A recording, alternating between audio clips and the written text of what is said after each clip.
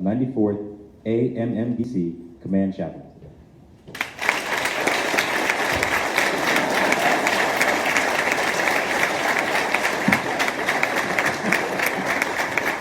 This one is working? This one is working? Both of them working. They told me when I get in front of people like you, if you're nervous, I looked in the guest speaker handbook. And he said, if you're really nervous, you should bring something from home. So that's what I did.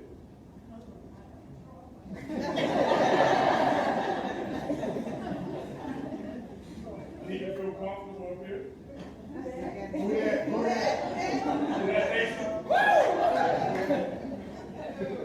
I want to start off this speech with some commandments from God, because I'm a chaplain. He said we should pray for the fowl of the air, the fish of the sea, and every creeping thing. So the first thing we want to do is pray for the fish of the sea. We like to pray for the Miami Dolphins. We like to pray for the fowl of the air, the Seahawks, the Falcons, and the Eagles. And we like to pray for every creeping thing, the Bears, the Jaguars, and the Panthers. But you know what's so good about God? He even asks us to pray for our enemies. We like to pray for those old cheating Rams. I know we should be in the Super Bowl. You know, as a chaplain, I think everybody knows everything with me is confidential. But I want to tell you this, and I hope I don't get fired. You know, a soldier came to my office the other day, and he said, Chaplain, when I die, I want the Cowboys to be my pallbearers. I said, why is that, soldier? He said, so they can let me down one more time. So I made, don't stop my orders, brother. I know my time is limited here, so I'm going to tell you like Elizabeth Taylor told her fourth, fifth, and sixth husband, don't get comfortable, I won't be here long. Now let's get down to business.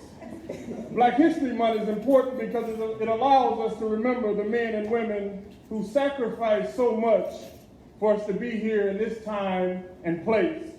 This month is dedicated to African Americans to correct misconceptions, myopic thinking, and myths because of a person's hue they couldn't do, they couldn't become, or they would never be. These courageous men and women overcame whatever obstacles were put in front of them because they realized just that they were obstacles, not stop signs. So what I want you to do for me today, I want you to turn on your race. I want you to turn on your gender. I want you to turn on your rank, your status, but more importantly, I want you to turn on your leadership position. I think it's relevant to my subject. I want you to listen to the sound of my voice because my subject deals directly with race, rank, gender, and leadership. I'm going to make a disclaimer here. My subject might make you a little uncomfortable if you're not comfortable with yourself. Secondly, my subject might make you a little uncomfortable if you're too comfortable with yourself, while soldiers are receiving injustices in your proximity. Now that brings me to my subject. Are you ready? Your leadership is a sermon. Be careful how you preach it. That's deep, huh? You got that from the chaplain school. Your leadership is a sermon. Be careful how you preach it. I want you to feel the provocativeness of the subject in your heart. I want it to reverberate in your mind. I want it to reach the very essence of who you are. You see, the scripture says we war not against flesh and blood, but principles and principalities and spiritual wickedness in high places. The disciples came to Christ and they said, good master, when you were sick, did we not clothe you? When you were hungry, did we not feed you? When you were in jail, did we not visit you? The master said, if you have not done this to the least of those, you have not done it unto me. You see, I want to talk to you today about Black history, but I want to do it in the context of leadership.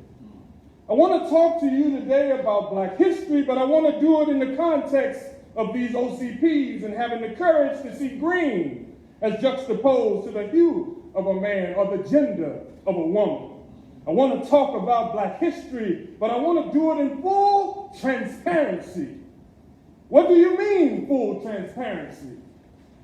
I mean full transparency because no man, no woman, no people could advance to this time in history without help from other courageous people who crossed the common thought of common people.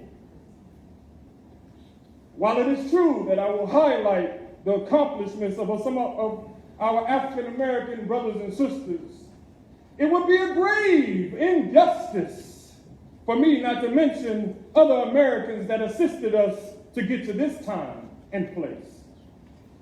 Your leadership is a sermon. Be careful how you preach it. When I think about leadership, I think about the great American name Branch Rickey. Branch Rickey was the owner of the Los Angeles Dodgers. This man had intestinal fortitude, the courage and the patience to bring Jackie Robinson to be the first African-American baseball player. The reporters came to ask Branch Rickey, why did you help Jackie Robinson break the color barrier? Branch Rickey said, isn't it amazing that God loves everybody, but we can't integrate on a baseball field? Branch Rickey thought it his duty to move beyond the confines of race. He thought it his duty as a leader and a servant of God to uplift his brother no matter what the hue. This would be a fitting end to the story, and we could all clap because of Branch Rickey's courage. But what you don't know, his colleagues scolded him. They called him disgraceful. He had thousands of death threats. They kicked him out of the country club. Branch Rickey said, my leadership is a sermon. I must be careful how I preach it. When I think about my subject, I think about the courageousness of President Truman.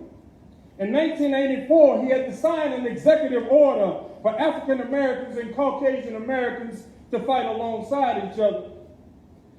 Why did you have to sign an executive order, Mr. President? Because Congress refused to even meet about something as trivial as mixing blacks and whites in the army. They called President Truman unintelligent. They called him a traitor, unpatriotic. He said, we have 1 million African Americans who want to die and sweat. And if they want to die and sweat along with their white brothers and sisters, they should be allowed to. President Truman said, my leadership is a sermon. I must be careful how I preach it. The all-black Ranger Regiment. They were told, you can't make this team. It's too mentally demanding. These positions are for the elite. You are not smart enough. You are not good enough.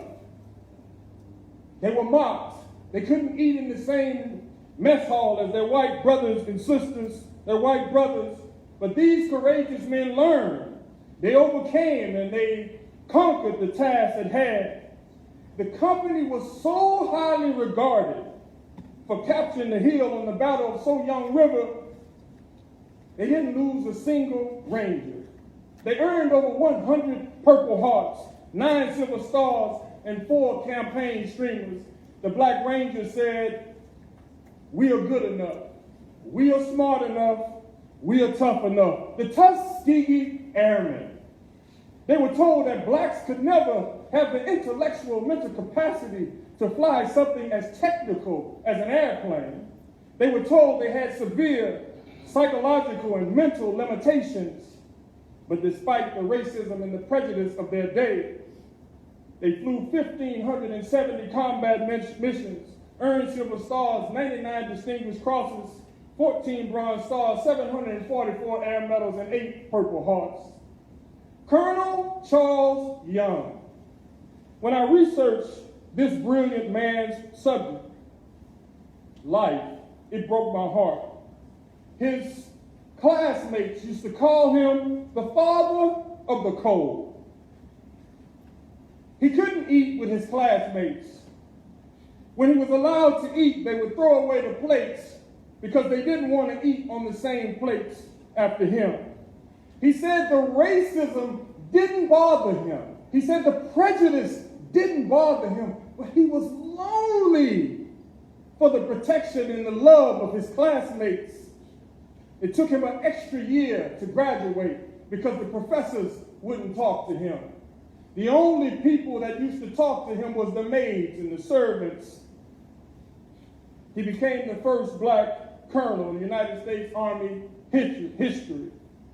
Lieutenant General Nadia West. I was on a couple of programs with her. She said I was the best Baptist she ever knew. But I researched her story, and she was in the 3rd class of women that West Point allowed in. She said her male counterparts told her she would never graduate. It's an old saying that some of the strongest people in the morning cry themselves to sleep at night. She said she cried herself to sleep every night, but she was more determined to succeed because her classmates told her she wouldn't make it. Leaders, I want to talk to us now. You see, if you're not giving your soldiers purpose, what's your purpose? I'm going to say that again. If you're not giving your soldiers purpose, what's your purpose? I know we are overworked. I know we're tired. I know the up-tempo is crazy, but you should never make arbitrary decisions about people's lives. You have been given charge of a human being to teach, to coach, to mentor. Some mother or father somewhere has entrusted their prized possession to us. They put them in a uniform and they gave them to us. What a responsibility we have. What an obligation we have. You see, your leadership is not about income, it's about outcome. Oh, you should write that down.